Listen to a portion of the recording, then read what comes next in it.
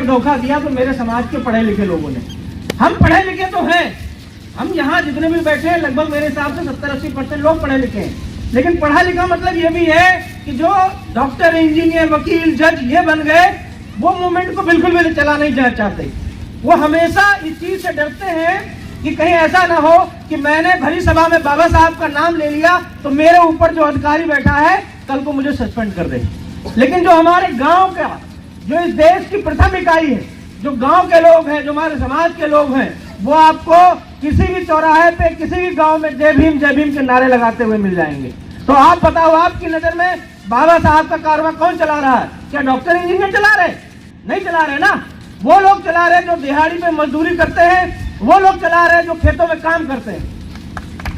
शहरों में जब आप जाओगे तो शहरों में जहां जहां भी बाबा साहब की तथागत की आपको प्रतिमाएं मिलेंगी, वो या तो कोई सरकार रही है ऐसी जो हमारे समाज की सरकार रही, उन्होंने स्थापित की, या तो निकम्मी सरकारें जो हमारे समाज का वोट लेना चाहती है, उन्होंने बाबा साहब की प्रतिमा शहर में लगा रखी है। लेकिन जब आप गांव जाओगे तो गांव में जहां आपको मिलेगी वहां पर उनका रखरखाव भी अच्छे से मिलेगा और उनको मानने वाले लोग भी मिलेंगे आपको। रामपुर के वासियों से मेरा आज एक धन्यवाद तो है ही है, मैंने आपको इसीलिए बुलाया, आप सब कमेटी को। ठीक है, मैं धीरे धीरे अभी जिलाध्यक्ष जी से बोल रहा था कि आप इनसे सबसे परिचय कीजिए और इनको सबको आप तैयार हो, मुझे तैयार नहीं करना, क्योंकि अभी विनोद जी बोल रहे थे कि आपको अपनी वाणी से वो तैयार करेंगे या आपको मोटिवेट करेंगे। मोटिवेट नहीं करना, क्योंकि आप सब मोटिवेट हो। हम सबको अपने भीतर पहचानने की जरूरत है कि हमारे भीतर शक्ति क्या है। जैसे कि अभी हमारी बहन लज्जा जी, आप भी आइए यहीं। आपसे मुलाकात कहाँ हुई थी? जब मैं गया था। आइए आइए, आप भी आइए।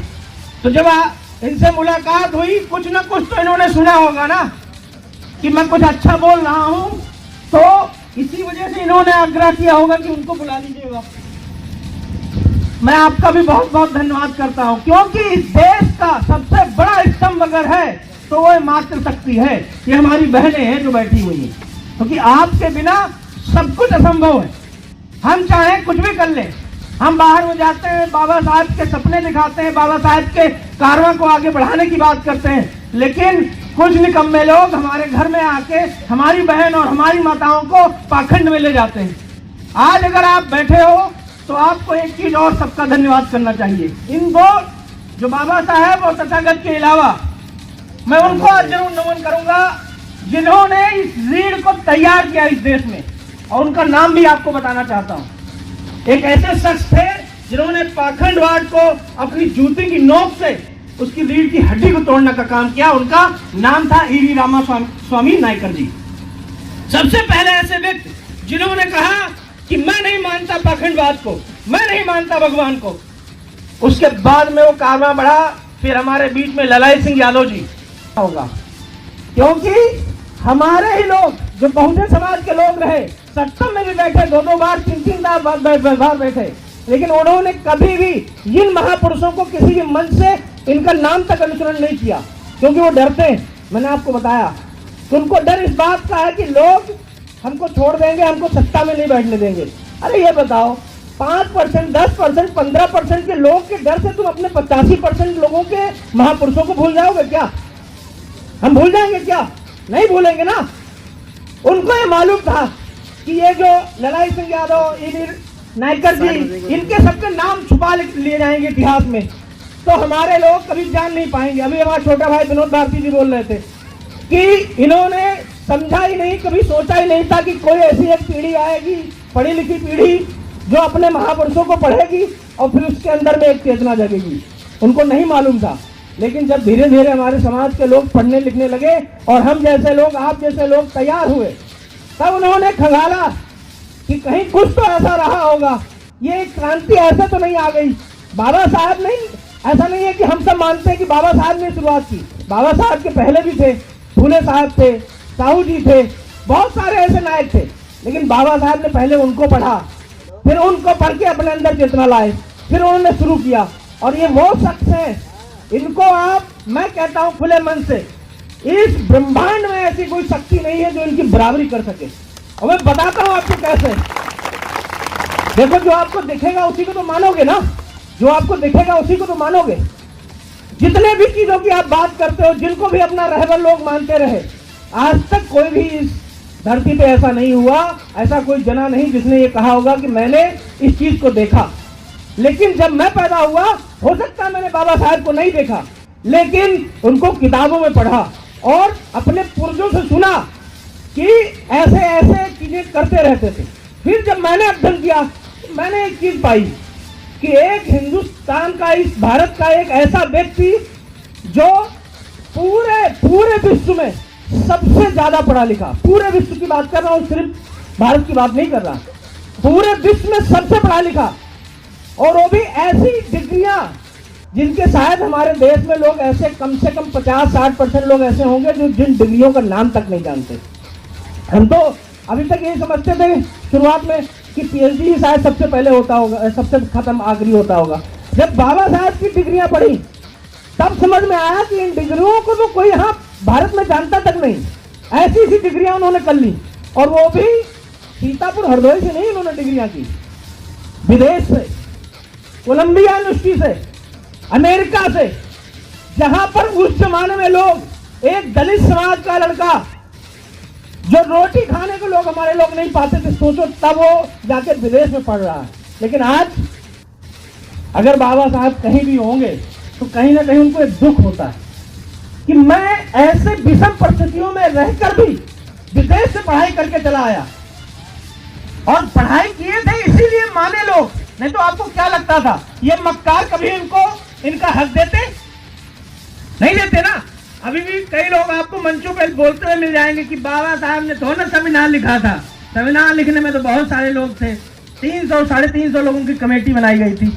तो कभी अगर कोई कहे तो उसके मुंह पे तमाचा मार के बोलना, कहना थे तो, लेकिन वो सिर्फ तमाशा देखने वाले थे। जैसे एक होता है ना, भीड़ इकट्ठा करी जाती है, एक ही नायक होता है, और अगर कोई उसमें दूसरा होता तो मैं आपको गारंटी से बता रहा हूं बाबा साहब का नाम भी वहां छुपा लिया जाता। लेकिन इनके बाद में पूरे भारत में ऐसा कोई व्यक्ति नहीं था, ऐसा कोई विद्वान ही नहीं था जो संविधान लिख सकता, इसलिए इनको मजबूरन देना पड़ा कि आप लिख दो।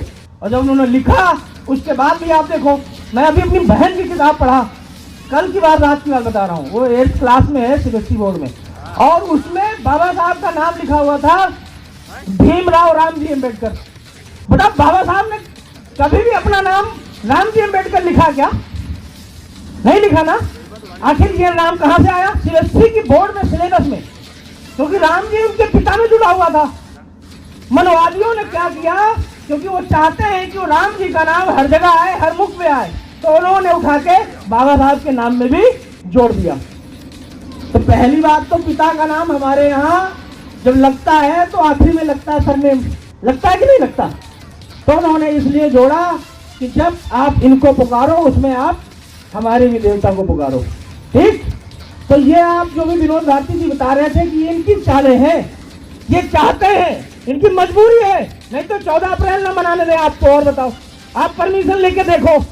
मैं तो इस देश में चंद्रशेखर भाई का धन्यवाद करता हूँ कि अगर उन्होंने भीम आर्मी न बनाई होती तो आज आप शायद यहाँ पर ये मूर्ति स्थापित भी न कर पाते। मैं आपको चैलेंज के साथ कह रहा हूँ, नहीं कर पाते साहब।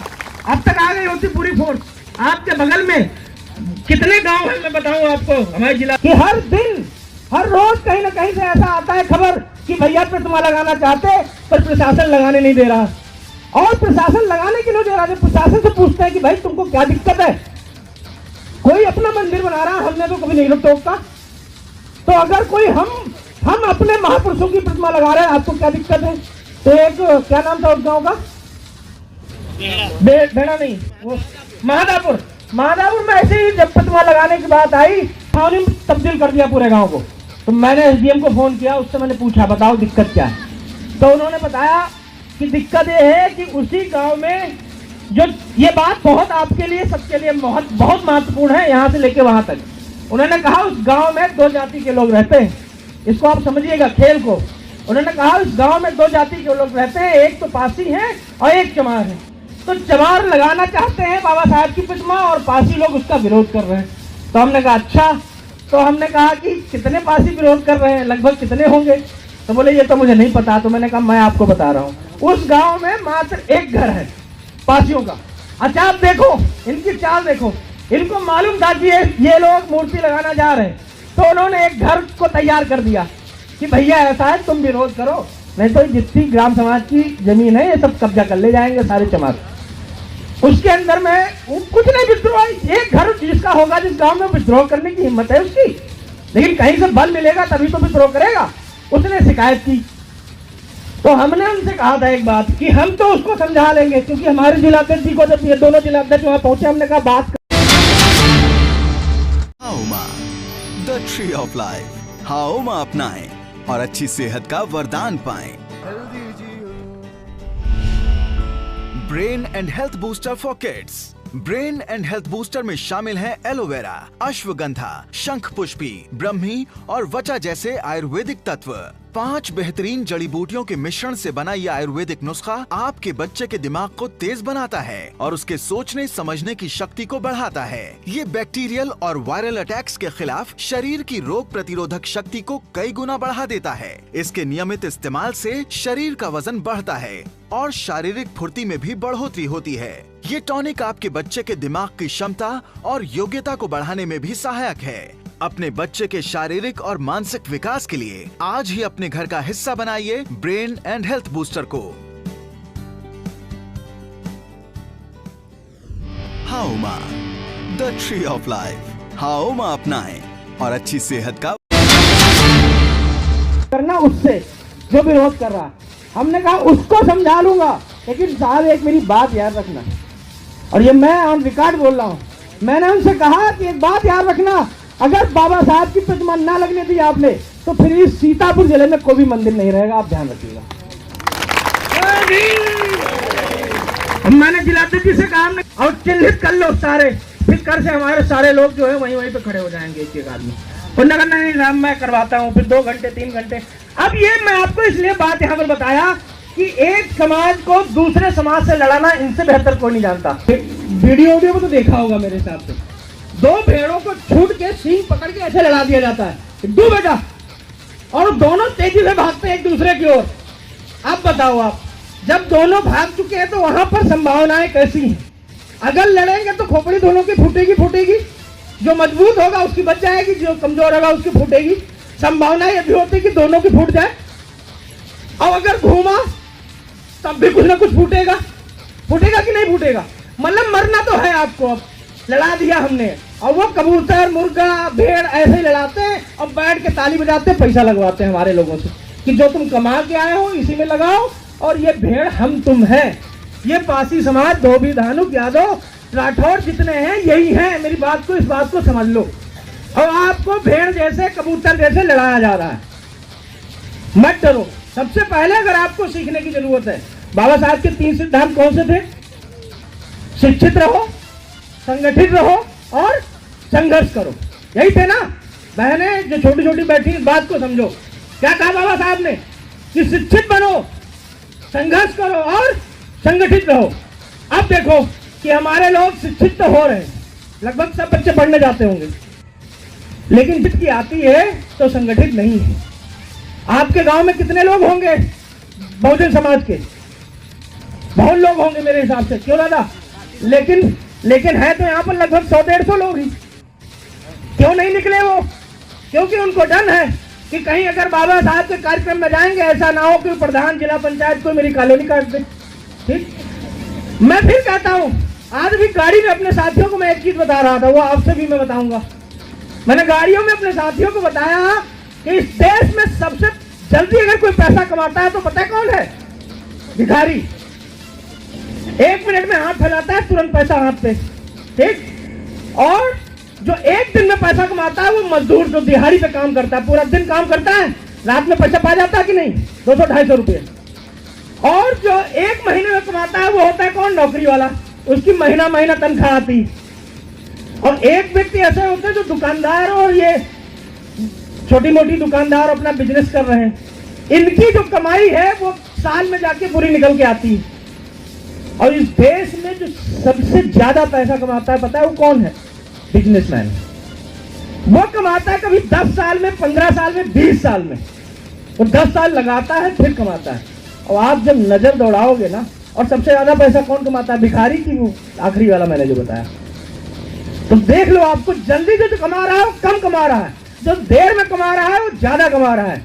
आपको कैसा बनना है, जल्दी वाला कि देर वाला? तो इंतजार करो, ये एक कॉलोनी से भला होने वाला है तुम्हारा क्या?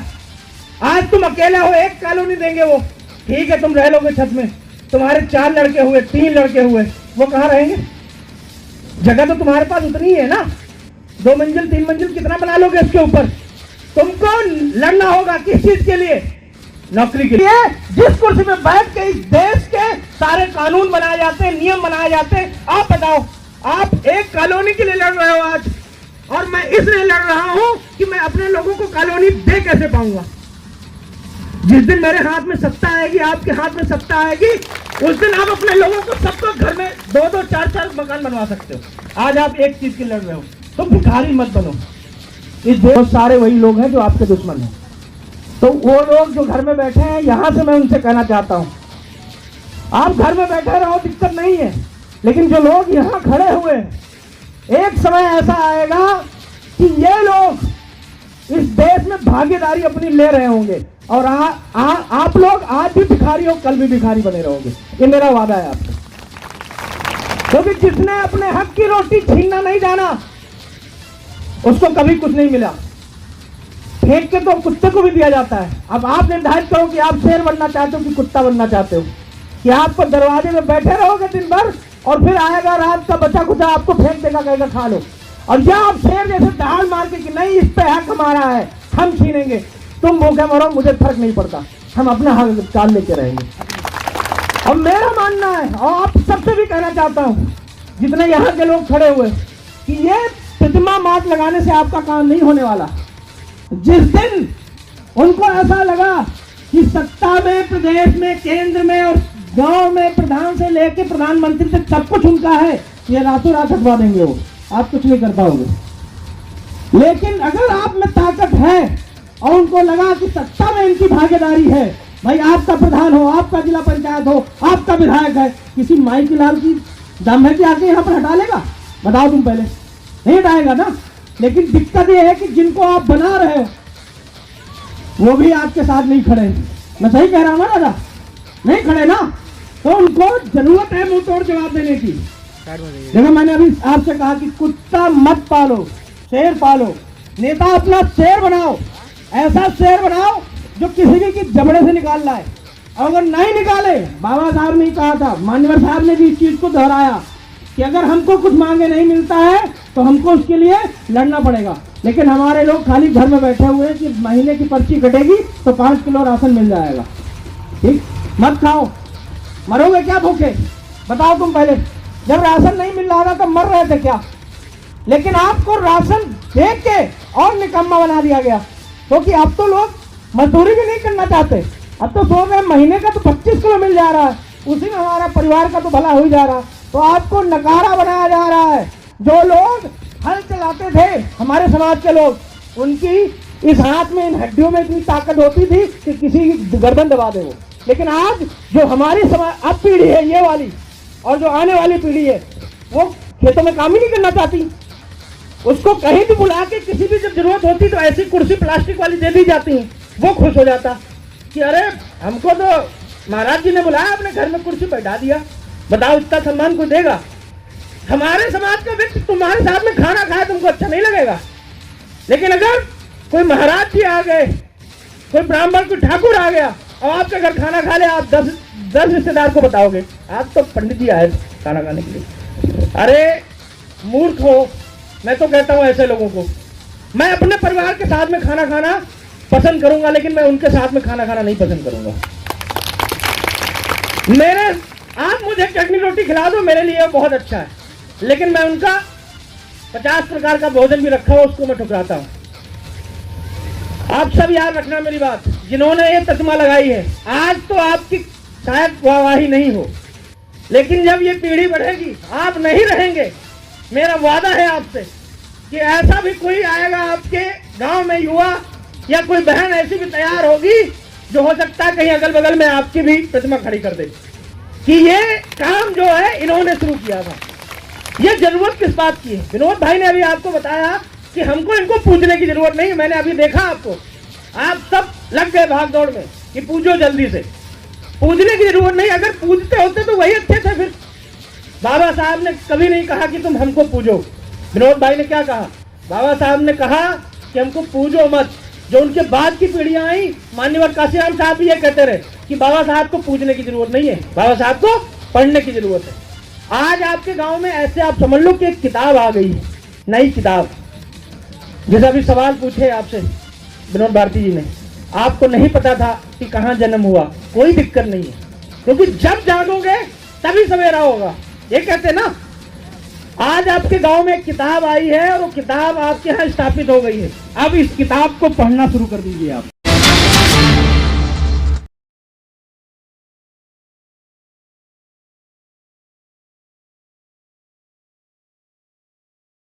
हेलो फ्रेंड्स, नमस्कार, आदाब, सत श्री अकाल। मैं परवेश शर्मा, सेफ शॉप डायरेक्ट दिल से आज आपके लिए लेके आया हूं एक बहुत ही बेहतरीन प्रोडक्ट। क्या आप उस प्रोडक्ट को देखना चाहोगे, यस या नो? चलो, आप लोगों का ज्यादा समय ना लेते हुए मैं आपको प्रोडक्ट डिस्प्ले करने जा रहा हूं, जिसका नाम है सेफ शॉप।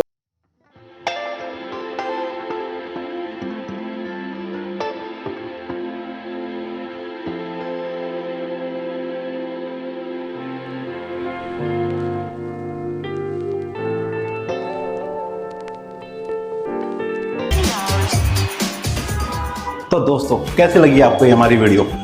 चलिए दोस्तों, अब हम बात करते हैं मैन और वुमेन रेंज के बारे में। फर्स्ट हम इंट्रोड्यूस कराते हैं आपको वुमेन रेंज के बारे में।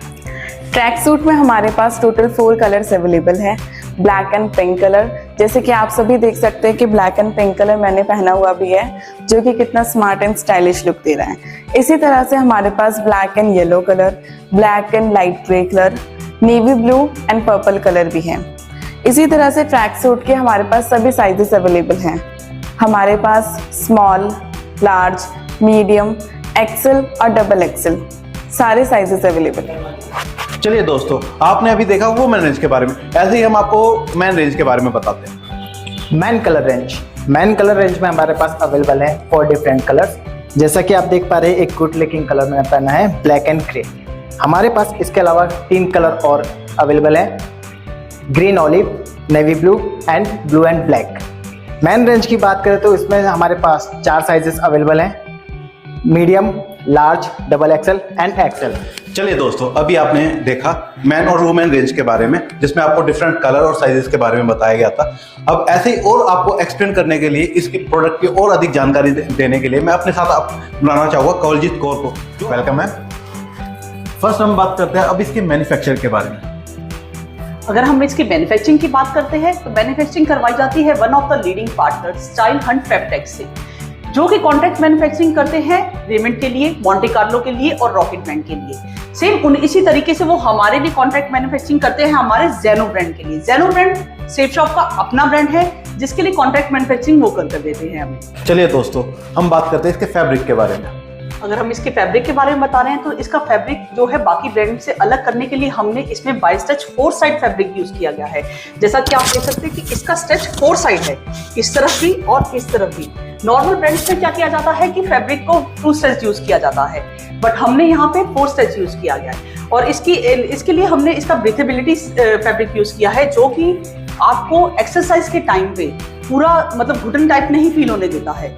और अगर बात करते हैं उसके एंटीस्टैटिक के बारे में, एंटीस्टैटिक इसलिए यूज किया गया है ताकि इसमें आपकी एक्सरसाइज के टाइम में आपको कुछ करंट या कुछ जैसे एक इलेक्ट्रिसिटी से प्रोड्यूस होते वो नहीं हो पाती। चलिए दोस्तों, ऐसे ही हम बात करते हैं इसके डिजाइन और कलर्स के बारे में। डिजाइन की बात जब हम कर रहे हैं तो डिजाइन पे बहुत ज्यादा वर्किंग की गई है इसके डिजाइन पे। अगर हम इसके जिप की बात करते हैं तो आइका की जिप यूज की गई है ताकि आपको एक जिप में कंफर्ट लेवल फील हो।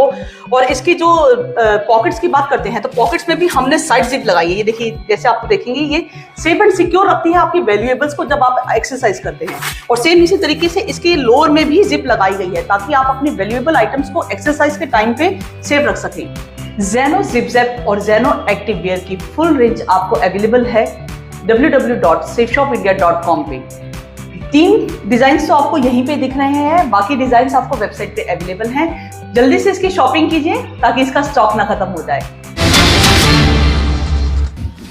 और मेरा आपसे वादा है कि जिस दिन आपके इस गांव में मात्र 10% लोग भी बाबा साहब को पूजे नहीं, अगर पढ़ लिए उस दिन आपके गांव की काया पलट जाएगी, ये पक्का है। ये जो अभी आप आ रहे हो ना, इतना इतना दलदल आपको दिख रहा है, कोई नोट जो कहीं भी हमारे जैसे चिल्ला के कह सके कि अपने हक अधिकार के लड़ सके, अपनी बहन बेटियों के साथ लड़ सके, कभी कोई सताए किसी को तो उसके लिए कर सके, ऐसे नौजवान को तैयार करो, उसको नेता बनाओ। उसके ऊपर बोलो कि गांव का भार आपके ऊपर है, मुझे नहीं पता कि क्या करना है। जो पीढ़ी अब 60-70 साल की हो गई, उनको खास तौर पर कह रहा हूँ, आपका तो जीवन मजदूरी में, खेती खलिहान में चला गया, लेकिन आप ऐसा प्रयास करो कि आपके बच्चे जो छोटे छोटे हैं, आपके पोते हैं, ये कल को मजदूरी ना करें। क्या पूरा जीवन हम ही लोग मजदूरी करते रहेंगे? क्या हमारे ही वंशज दूसरों के घर में झाड़ू लगाएंगे? क्या हमारे ही लोग गटर साफ करेंगे? कभी सवाल पूछना, जब चुनाव में या कभी किसी उनसे पाला पड़े तो जब पूछे करें अब कहाँ जातिवाद रह गया है, अब तो दलित और ब्राह्मण साथ साथ बैठ के खाना खाता है, तो कहना ठीक है, खाना तो खा लेते हो, एक काम करो, अपनी बेटी की शादी हमारे साथ कर दो, ठीक? देखना 2 मिनट में उठ के भाग लेगा। क्यों नहीं? जो बराबरी है तो भैया शादी नहीं कर सकते क्या? कर सकते ना। और उससे कहना कि ठीक है जातिवाद खत्म हो गया, तो जो आस पास में सीतापुर में जितने बड़े मंदिर हैं उसमें चलो हम भी पुजारी बनना चाहते हैं, बनवा दोगे? तो उसका जवाब नहीं निकलेगा, क्योंकि मंदिर में आपको हिंदू तो बताएगा कि आप हिंदू हो, लेकिन आप पुजारी नहीं बन सकते। ये भैया कहाँ का नियम है बताओ आप? कि अगर इन्होंने सिर्फ करने का इनका अधिकार है, तो कल को क्या आप लोग आओगे क्या? यहाँ आओगे? नहीं आओगे ना, तो फिर वहां क्यों जाते हो? वहां तो नहीं दे रहे आपको अधिकार। बताओ मैं गलत कह रहा हूं? अगर हमारा मंदिर है, मैं भी कह रहा हूं चलो कल से मैं भी मानूंगा, मैं भी पूजा करता हूं, तो बनने दो हमको मंदिर, पुजारी बनने दो। अयोध्या का एक बार हमको भी मठाधीश बनवाओ, हमारे भी घर साला खड़ी हुई स्कॉर्पियो, लेकिन हम आज भी चल रहे साइकिल से और तुम तो चल रहे मर्सिडीज से, क्योंकि हमारे पैसे का, हमारे चढ़ाए का। तुम्हारी घर की बहन बेटियां चश्मा लगा के चल रही गाड़ियों में, हमारे यहाँ लोग सुबह सुबह मजदूरी करने निकल जाते। तो क्या ये न्याय है? काम नहीं होने वाला, मेरी बात को अच्छे से समझ लो। खाओ पियोगे 30 साल और 20 साल जिंदा रहोगे, फिर मर जाओगे, आपको कोई नहीं पूछेगा। बताओ आपको याद है आपकी सास या आपकी दादी खत्म हो गई, आज उनको आप याद करती हो क्या? बस कभी कभार कोई चलन होता है, बड़ी अच्छी थी, बस ऐसे आप भी मरोगे, आपको भी कोई याद नहीं करने वाला। लेकिन आज इनको आप क्यों याद कर रहे हो बताओ मुझे? क्योंकि कुछ ना कुछ तो किया इन्होंने ना। तो आप बताओ आपको क्या वैसा बनना है कि आपको कोई याद ना करे? आपको कम से कम प्रयास तो करना चाहिए ना ऐसा बनने का। तो मैं कह रहा हूं बाबा साहब को पूरा विश्व मान रहा है, आपको कम से कम आपके गांव के लोग तो मानेंगे। बाबा साहब ने कहा कि शिक्षित बनो। हमारे लोग नौकरी पेशे के लोग नौकरी पा गए, लेकिन वो भूल गए कि हमको पे बैक की सोसाइटी भी करना है, हमको अपनी सोसाइटी को बैक में कुछ देना भी है। वो आज अपना घर दिल्ली में बनवाए, लखनऊ में बनवाए, लेकिन उनको फर्क नहीं पड़ता कि हमारे गांव में आज कौन खाना खाया कौन नहीं खाना खाया। तो ऐसे पैसे को और ऐसी कोठी को मैं तो फिलहाल लात मारता हूं, मुझे आपका नहीं पता। मानवर काशीराम साहब को बहुत लोग जानते होंगे, जो लोग आप भी जानते होंगे। आपने कभी उनके तन पे कभी 20,000 का 10,000 का कपड़ा देखा क्या? एक शर्ट, साधारण सा शर्ट पहनते थे ऐसे। अब आज आप जाओ देखो, लखनऊ जब निकलोगे तो इधर से उधर तक आपको मान्यवर काशीराम साहब ही दिखाई देंगे। ठीक, तो आप सोचो कि आप गाड़ी बंगला बना लेने से भी समाज में जीवित नहीं रहोगे। व्यक्ति मर जाता है, मेरी बात याद रखना, व्यक्ति मर जाता है, अगर जिंदा रहता है तो सिर्फ उसका विचार, और आपको अपने विचार अच्छे रखने होंगे, तभी आपको गांव में पूछा जाएगा, नहीं तो आपको लोग भुला देंगे। मैं देखता हूं जब किसी का निधन होता है तो लोग 2,000 10,000 लोग इकट्ठा होते हैं उसकी अंतिम संस्कार में, लेकिन 4 चंद लोग पीछे खड़े होकर गालियां भी दे रहे होते हैं, मर गया तो अच्छा था।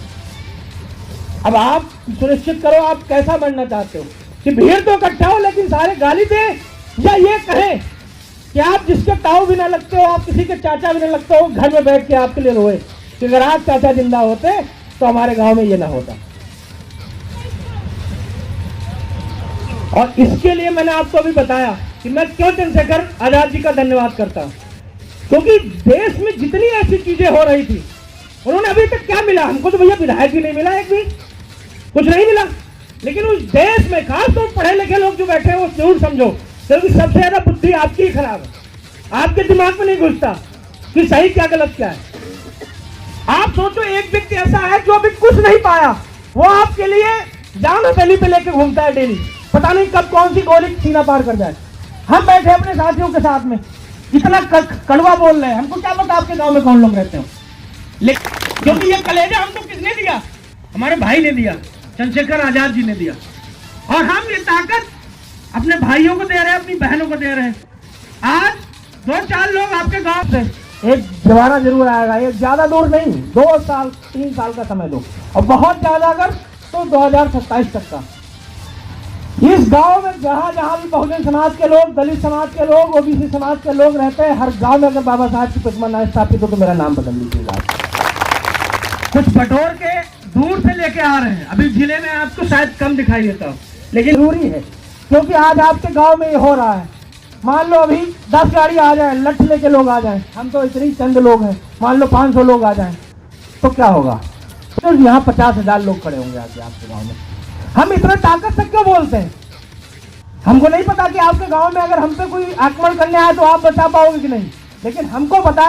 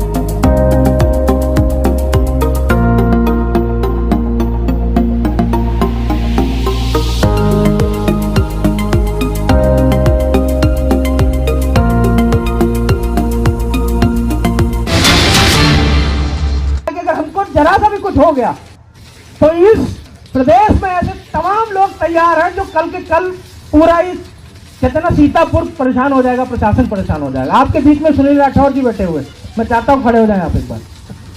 मंडल में महासचिव भीम आर्मी के 4-5 दिन पहले की बात है, 4-5 दिन पहले कोई एक के बाद में कुछ ऐसे ही बोल के चला गया। परसों या नरसों इन्होंने पूरा मोहल्ला नीले गमछों वालों से भर दिया। अब प्रशासन परेशान है, जिलाध्यक्ष से फोन करके कह रहा कि भैया इसकी जरूरत क्या थी, बता देते तो मैं पहले ही सारे अरेस्ट कर लेता। तो इन्होंने मुझसे बताया कल, हमने कहा क्या जवाब दिया, तो उन्होंने कहा हमने खाली इतना जवाब दिया कि हम तो अपने दोस्तों को बुलाया थे अपना घर दिखाने के लिए, तो हमने कहा लगे हाथ अपने दुश्मन को भी पहचानवा दे। तो देखो यहाँ पर बाबा साहब का दूसरा वाला नियम चलता है, क्या? संगठित रहो। इसी को तो कहते हैं कि अगर आज सुनील के वहां जरूरत पड़ेगी तो हम खड़े होंगे, विनोद भारती के यहाँ जरूरत पड़ी होगी तो हम खड़े होंगे, कल को आपके यहाँ जरूरत पड़ेगी तो हम सब खड़े होंगे। अभी इन्होंने बताया कि लज्जा जी ने कहा आपसे कि सिर्फ हम गांव के लोग हैं। मैं आपसे बहन कहना चाहता हूँ, आप बताओ, आपके गांव से ज्यादा तो हम लोग हैं यहाँ, नहीं है? तो आप अकेले नहीं हो, और आप सारे ग्राम वासियों को मैं ताकत दे के जा रहा हूँ। मुझे एक प्रोग्राम में भी जाना है, मैं ताकत दे के जा रहा हूँ आपको। याद रखिएगा ये कारवां है, और इस कारवां को बढ़ाने के लिए आपको रोका जाएगा, आपको तोड़ा जाएगा, लेकिन मेरा आपसे अनुरोध है कि टूटिएगा मत। एक छोटी सी बात बता के जा रहा हूं कि बाज देखा आपने? बाज बहुत ताकतवर पंछी है, आपको भी मालूम है, लेकिन एक और जाति है कौवा। कौवा इतना बदमाश है कि जब बाज उड़ता है ना आसमान में तो कौवा उसकी पीठ पे बैठ जाता है जाके, कभी देखा होगा आपने। अब बाज गर्दन तो है नहीं कि घुमा के कौवे को खा जाए या मार ले, तो बैठ के वहां से टोट मारता है बाज को हमेशा। आप बताओ बाज कैसे बचेगा? इतना ताकतवर व्यक्ति है या आप हो बाज और कौवे वो हैं जिनकी मैं बात कर रहा हूं, तो वो आपके ऊपर बैठ के टोट मारने की बात करेंगे, टोट मारेंगे। आपको बचना कैसे है ये मैं आपको बता के जा रहा हूं। जब कौवा टोट मारता है तो बाज क्या करता है? पलट के जवाब नहीं देता है, वो बैठा रहता है, बाज उड़ता रहता है। फिर बाज अपनी उड़ान भरता है और ऊपर की ओर बढ़ता है और आसमान में इतनी ऊपर ले जाता है कौवे को कि वहां पे आपको भी पता होगा, पढ़े लिखे लोग तो जानते हैं, जब आसमान में आप ऊपर ज्यादा जाओगे तो वहां सांस लेना दिक्कत हो जाता है। कौवे का एक समय ऐसा आता है कि वो सांस नहीं ले पाता वहां, तो कौवा फिर वहां से तुरंत भागता है कि अब तो मर जाएंगे।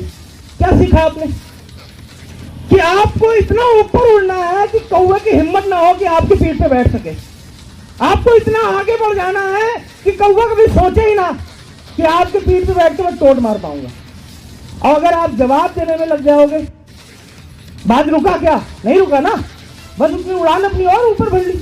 आपको रुकना नहीं है, आपके ही भाई आपके सामने खड़े कर दिए जाएंगे कल। हो सकता है कमेटी में लोग खड़े हुए हैं जो आज इसमें से विरोधी हो जाएगा कल को, कोई पक्का किसी को एक कान में बता, मैं सही कह रहा हूँ हकीकत, आपको कान में कहीं बैठा के समझा दिया जाएगा कि ऐसा अगला प्रधान तुमको बनाएंगे। कहाँ तुम चक्कर में पड़े हुए? अब आपको लगेगा कि नहीं अब मैं समाज छोड़ दूं, तो मैं आपको कहना कर आजाद जी, आपको क्या नहीं लगता इस देश में इतना ताकतवर एक आपका भाई खड़ा है, क्या उनको ऑफर नहीं मिले होंगे कि आओ मंत्री बन लो, आप विधायक बन लो? नहीं मिले होंगे? या हम लोग या हमारे जो पदाधिकारी बैठे हैं इनको ऑफर नहीं मिलता होगा? क्या हमको नहीं मिलता होगा? सबको दिखता है कि 1000-1500 लड़के लेके सामने चलता है, इसको शामिल कर लें।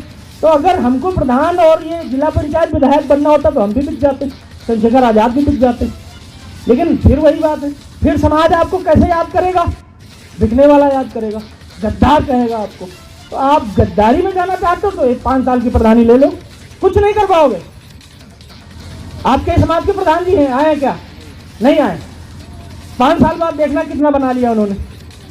ठीक, मैं आपको बता रहा हूं, इससे कुछ नहीं बना होना। लेकिन हाँ, अगर आपने अपने बच्चों को डॉक्टर, इंजीनियर, वकील, जज ये बना दिया तो मैं आपको ये गारंटी कह रहा हूं कि 15-20 साल बाद में आपके परिवार में, आपके घर में वो लोग आके आपको बाबूजी कहेंगे, पक्का।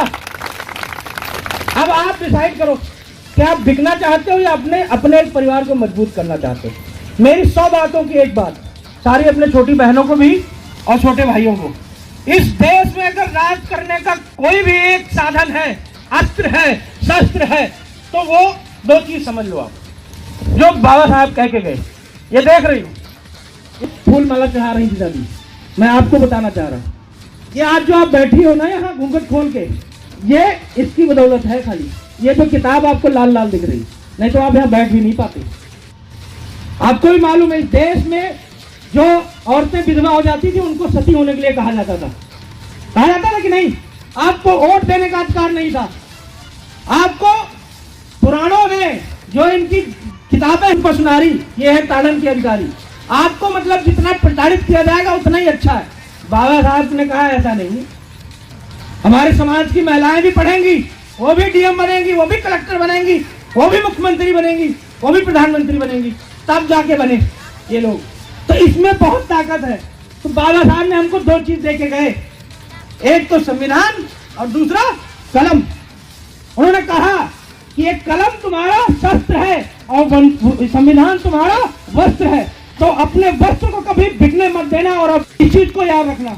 और मैं आपको बता रहा हूं, मैं तो जहां जहां जाता हूं, उस दिन रहा था तब भी आपके यहाँ बोल कर गया था कि मैं शुक्रगुजार मनाता हूं बाबा साहब का, बहुत धन्यवाद करता हूं कि इन्होंने हमारे समाज को कलम पकड़ाने की बात कही।